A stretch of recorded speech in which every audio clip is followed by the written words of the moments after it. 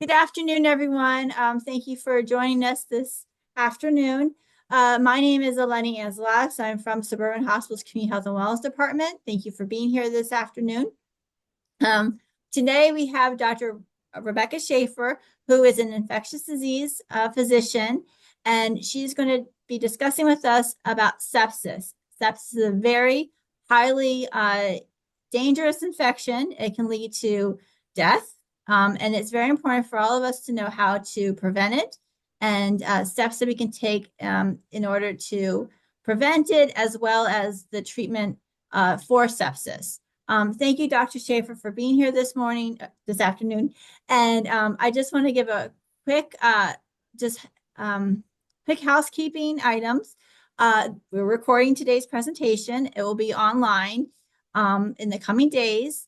Secondly, please put your questions, if you have a question, in the QA box on the bottom of the screen. And finally, and most importantly, please, when we send out the evaluation link, which we'll be doing afterwards, please take a moment to fill it out. We really do appreciate your feedback. We love to know what other topics you'd like to know about, and if there's anything else we can do to improve our webinar series. So thank you again, and we'll start the program. Thank you.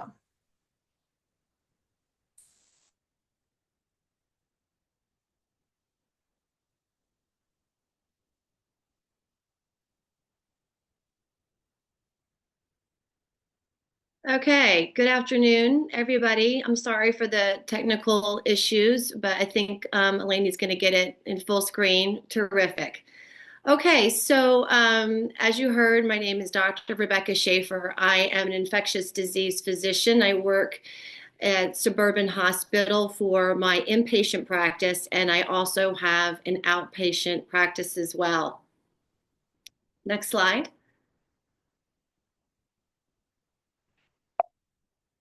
So a little bit about me, just to give you some context, because we're having a senior audience here, I wanted to let you know my mother and father are in their young 80s, and I would give them the same advice that I'm giving to you.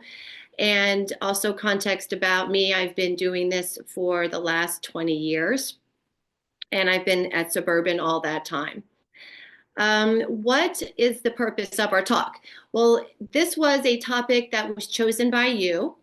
So we'll start with just educating about what is sepsis, and then move on to symptoms, how it's treated, the recovery time, and most importantly, how to prevent this from happening to you. Next slide.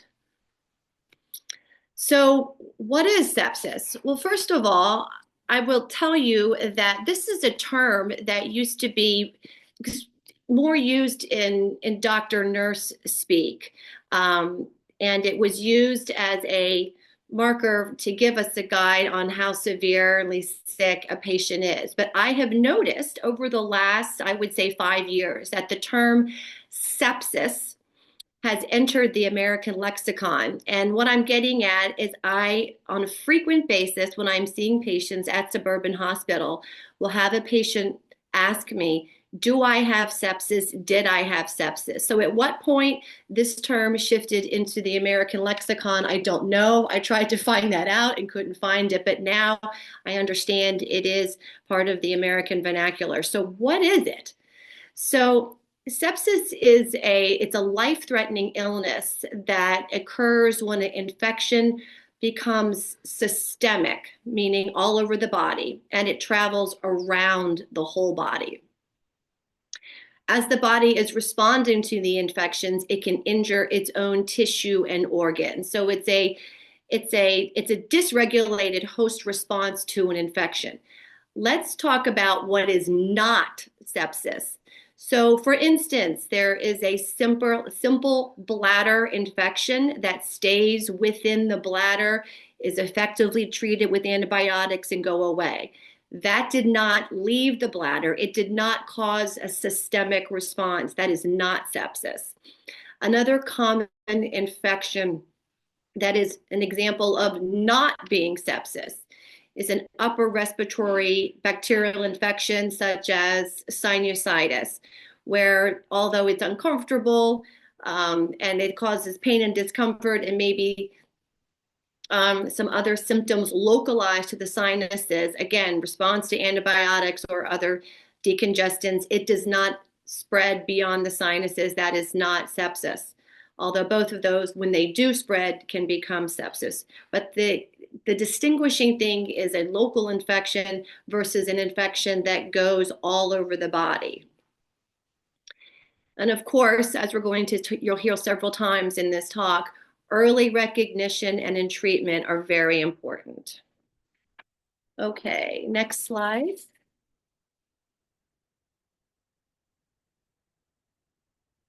So why do we care about sepsis? What makes it so scary? What makes it scary is that if it does not get treated promptly, it can become quite severe. And in its severe form, it can become septic shock. And that is what is the life-threatening part of sepsis, is septic shock. That is when your blood pressure falls and you are susceptible to organ damage. That's what frightens us, and that is the one of the worst outcomes of sepsis. Now, there is data from all sorts of locations about sepsis, but I pulled some data off the CDC from the National Vital Statistics System, and as expected, sepsis-related deaths are increased in adults that are over age 65. And in fact, if you're over 85, it's about 5 times higher. Overall, the mortality estimates are between 10 and 52%. I know that's a big window, but there's a lot of data out there, and that is a general estimation of mortality. All right, next slide.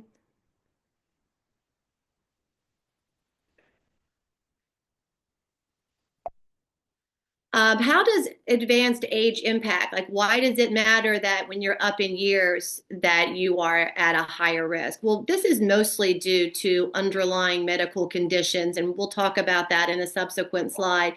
But those are conditions that would predispose an individual to being at a higher risk, and we'll touch on those. But just to mention a couple: diabetes, different malignancies, different underlying pulmonary conditions.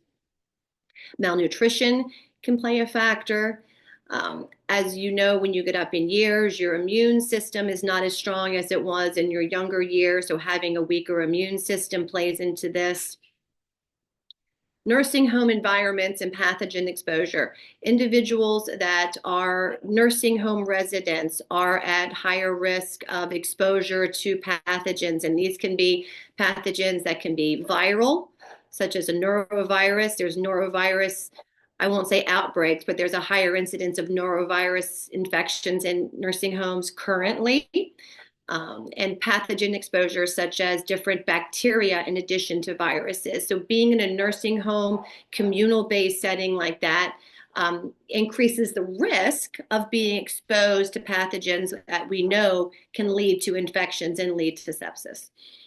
And lastly, the higher use of indwelling medical devices. That would be usually in the form of a urinary catheter. Sometimes individuals have to have a Foley or a urinary catheter in to drain the bladder, or there might be an indwelling catheter such as a vascular device, commonly known as a PICC line or a midline. Those are in the arm.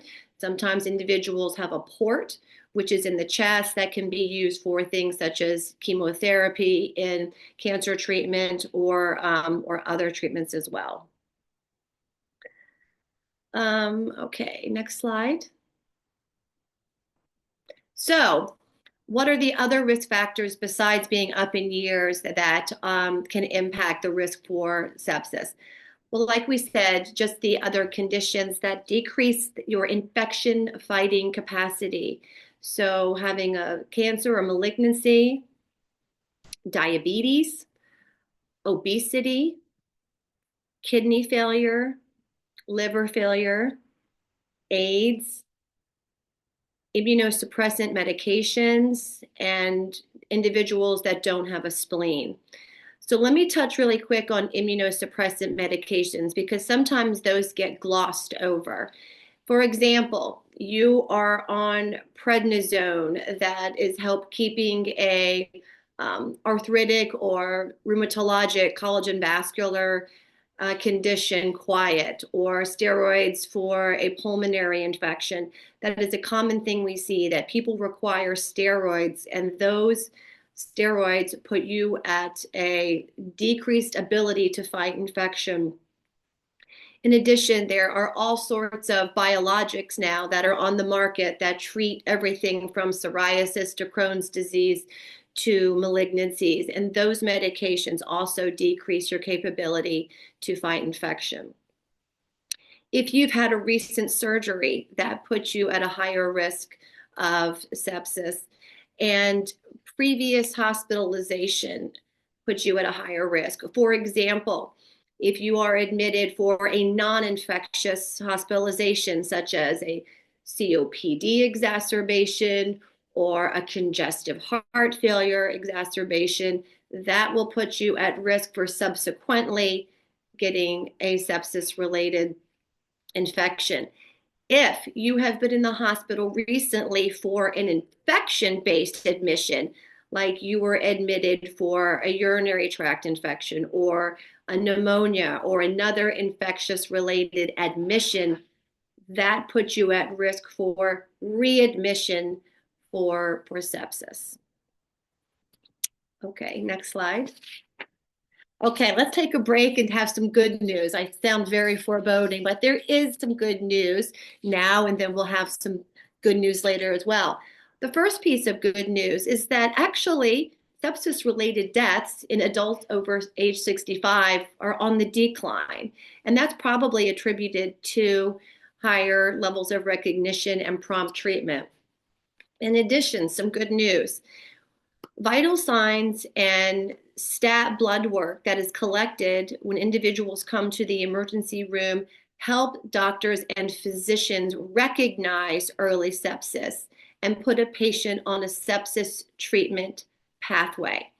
For example, when the patient comes to the emergency room and the initial vital signs, and by that I mean blood pressure, heart rate, temperature, oxygen saturation, respiratory rate. Those are entered into the computer.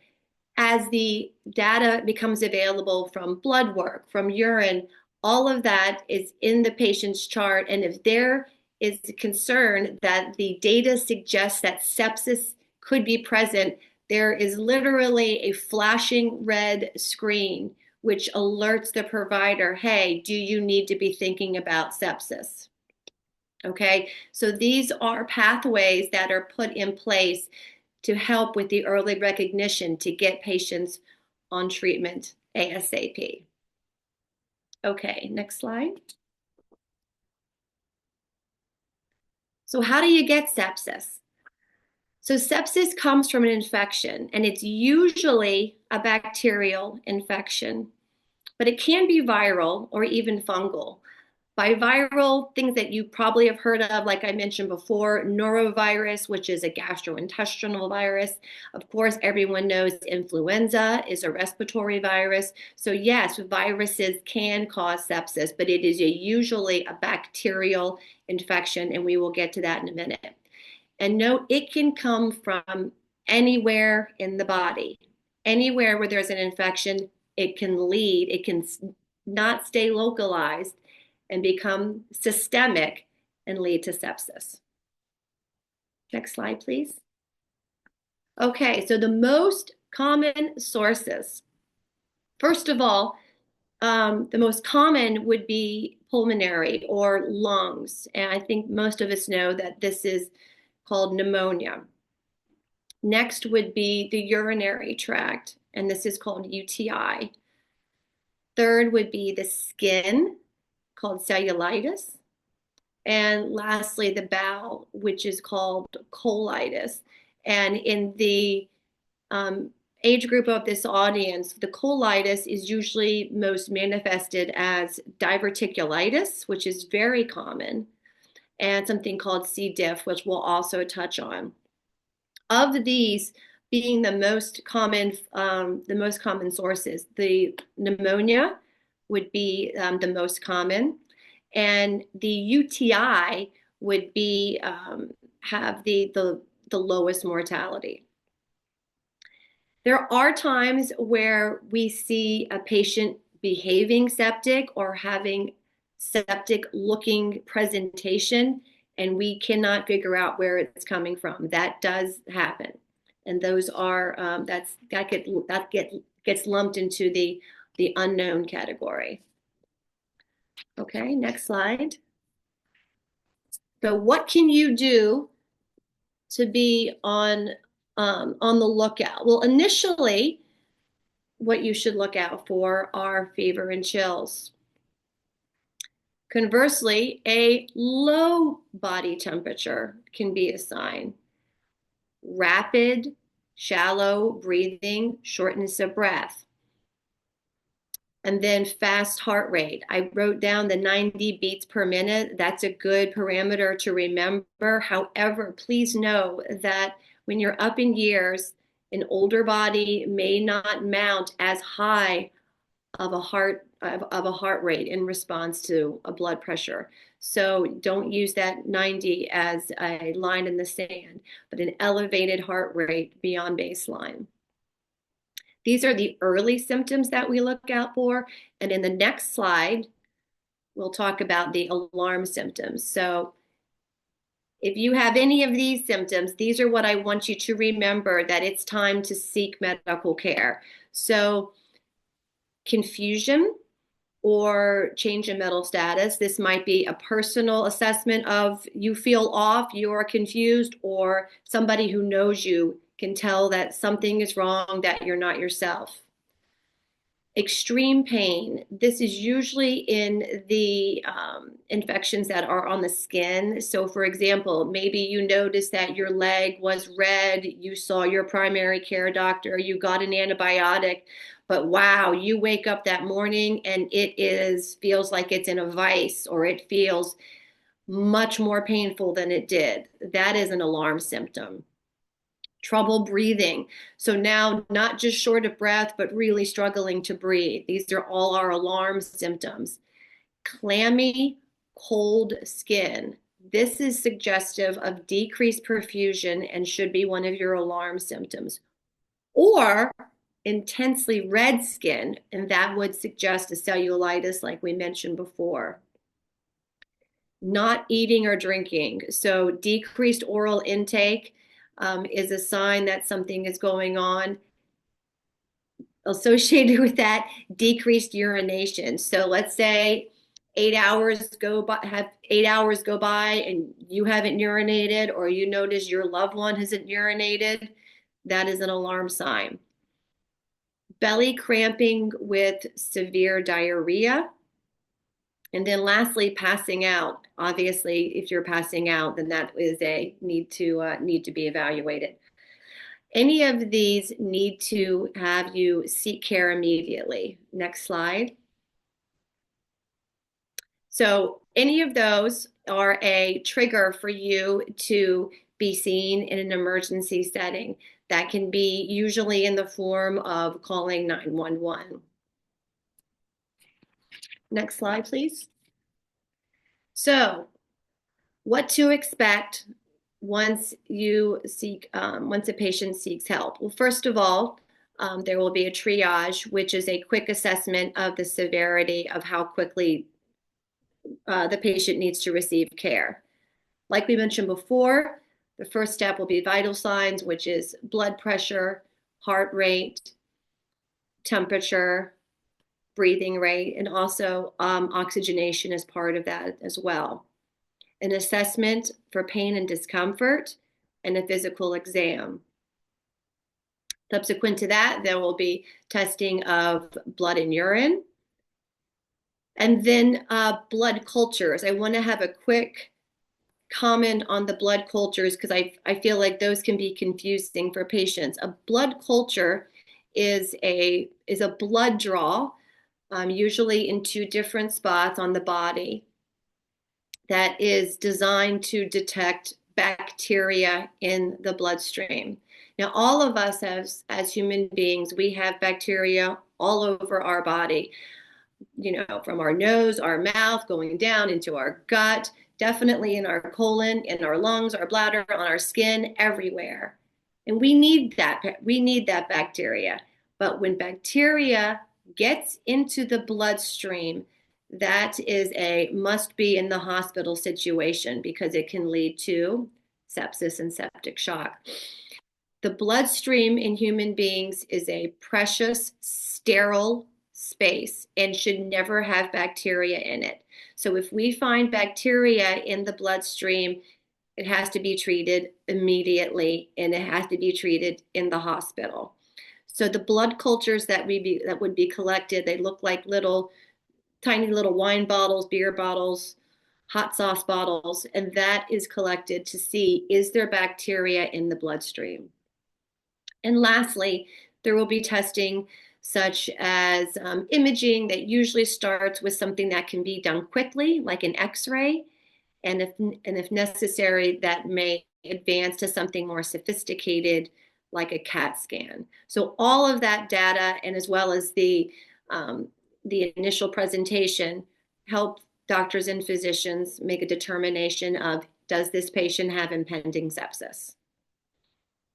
Okay, next slide.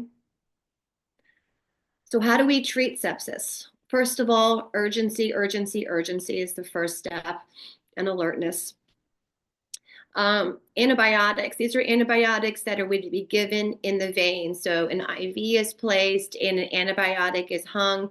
This is not pills by mouth. We don't give pills by mouth for sepsis. We give antibiotics that are administered intravenously, and they are more potent and they work quicker. Intravenous fluids are given in most circumstances, which help keep the blood pressure up. If the blood pressure is falling despite fluids being given, or if a patient has a medical condition where more fluids would be a bad idea, then a vasoactive medication might be necessary to help keep the blood pressure up. If that becomes necessary, that would necessitate the patient going to an intermediate care floor or an intensive care unit floor. And depending on the source of infection, there would be additional treatment modalities, which if it's pulmonary could be oxygen, or in its more severe application, a breathing machine or life support, which we call a ventilator. If the infection is due to a bacterial condition that would respond to surgery, then that sometimes is employed. An example of that would be diverticulitis that was particularly severe, and the colon, where the diverticulitis usually is, pops open. The medical term for that is perforated. If the gut perforates, that can be a very serious scenario that could necessitate a trip to the operating room. Another example could be a soft tissue infection. We've mentioned cellulitis. If that gets deeper into the body and there are collections of infected fluid that we call an abscess or pus, then that would respond to a surgical treatment. But those are some examples of where surgery could be necessary imminently.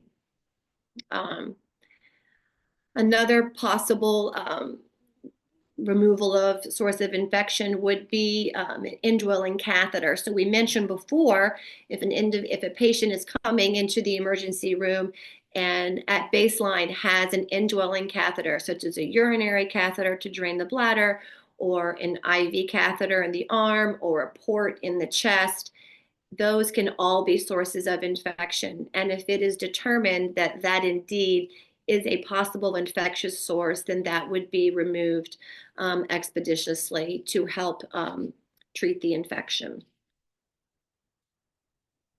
Okay, next slide. Okay, so recovery. How do we get over sepsis after it's treated? The recovery time will depend on how the patient's overall health was prior to the infection and to the severity, how bad it was. So if an individual doesn't have any immunocompromising conditions and is healthier at baseline, then one would think that patient would recover quicker than somebody who had a lot of strikes against them from other comorbid conditions. The severity depends. If it is something that is relatively easy to treat and was treated quickly, the individual will get better quicker. If it was a more advanced infection, it took longer to treat. And for example, mechanical ventilation, the life support that I mentioned, if that was required, all of that would prognosticate for a longer recovery time. And the recovery time, no matter what, may be prolonged after a patient leaves the hospital, may still feel weak, may still feel tired. That would be expected to be a normal response after surviving sepsis. It is common, especially in individuals who are up in years, may need professional rehabilitation in the form of a rehab facility or else rehab services in their private residence.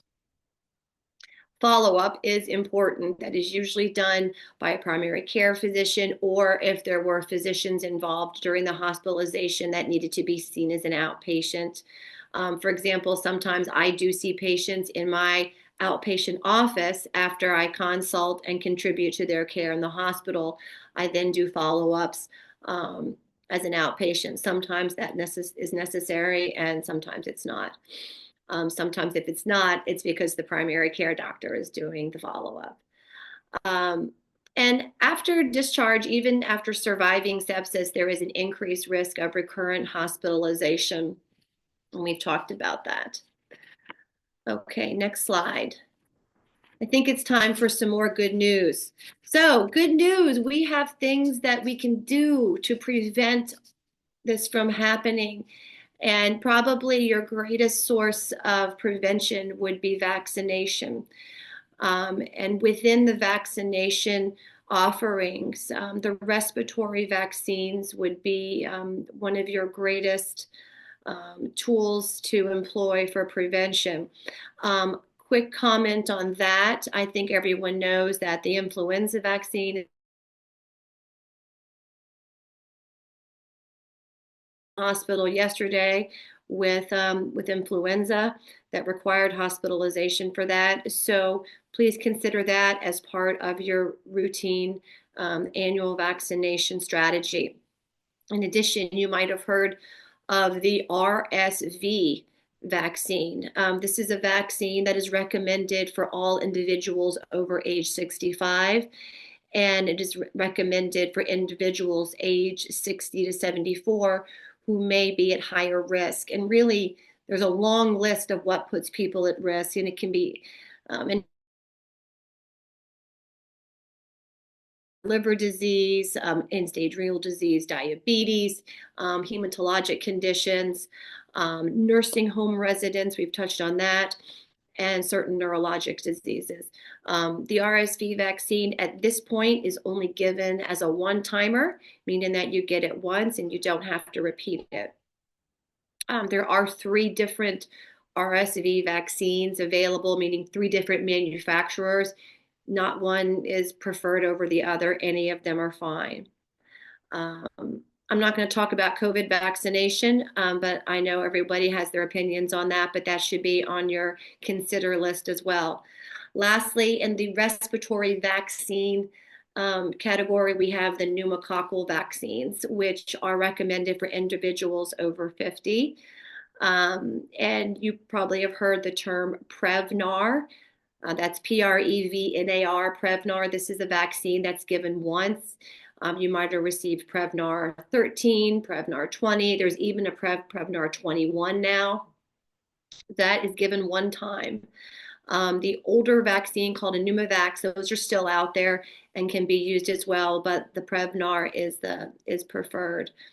And lastly, on the vaccine front, this is sort of a digression from our talk, but while I've got your ear on this, I would recommend that you consider, if you haven't done it already, getting a shingles vaccine. Now, shingles itself should not lead to sepsis unless there is a superinfection, meaning a bacterial infection that that is opportunistic during a shingles infection. But the shingles vaccine is quite effective, and it saves you from shingles, which I'm sure most of you are aware is a wicked illness. It is ugly, it is painful, and it is preventable. The shingles vaccine is given in a course of two. I mean, you get one now, and then you get one in about 4 to 6 months. The current shingles vaccine is a killed vaccine, meaning it is not a live vaccine. The old shingles vaccine, which is not on the market in the United States anymore, was a live vaccine. The current vaccine is a killed vaccine. If you have the old one that was given, over a decade ago, you are eligible to get the updated version of that.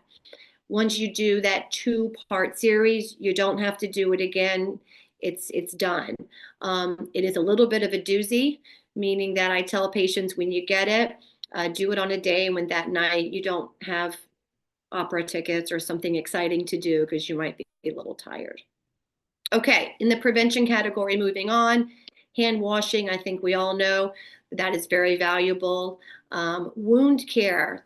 Let's say that you had a wound on your foot that a podiatrist was taking care of, or you had a wound from a burn that you got in your kitchen, or something that is on the outpatient, not in the inpatient setting. Please be attentive to that. That's an open door for bacteria to enter the body. Post-operative instructions. If you have had a surgical procedure, please follow whatever instructions are given to you. I see people get into trouble because they try to push it, they try to do too much, they think that they're over it, they think that they're fine. Take time to recover and do what your surgeon is recommending that you do. This seems obvious. Avoid sick people. I know there must be a lot of grandparents in the audience, and I know you know that that grandchildren or children that are in school or daycare tend to be a petri dish for infection. So please be careful. I'm not telling you to avoid your loved ones, but just be aware if there's a particularly identifiable illness in the house. Maybe save your visit and definitely wash your hands. Attention to controlling chronic illnesses. This is mostly like a situation where you have diabetes. Just be aware that glycemic control is obviously important, or optimizing the care of any chronic illnesses is going to put you in a better position. And lastly, just stay aware. I hope that these the information I've given you has given.